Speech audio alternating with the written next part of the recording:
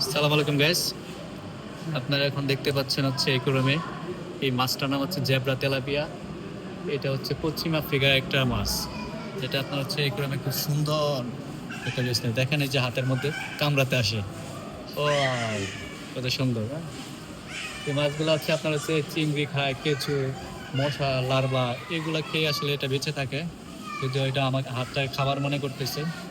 দেখতে অনেক সুন্দর, জ্যাবরার মতো, একদম জ্যাবরার মতো। এটা আপনার হচ্ছে পশ্চিম আফ্রিকায় পাওয়া যায়। এটা সাধারণত বেঁচে থাকে আপনার হচ্ছে একুরামে বেঁচে থাকে, তো একুরামে আপনার থেকে 10 থেকে 12 বছর এটা বেঁচে থাকতে পারে। খুবই সুন্দর একটা মাছ, দেখেন। ওয়াও! আপনারা কেউ জ্যাবরা তেলাপিয়া যদি না দেখে থাকেন, এই যে দেখেন, এটা হচ্ছে জ্যাবরা তেলাপিয়া। খুবই সুন্দর একটা মাছ।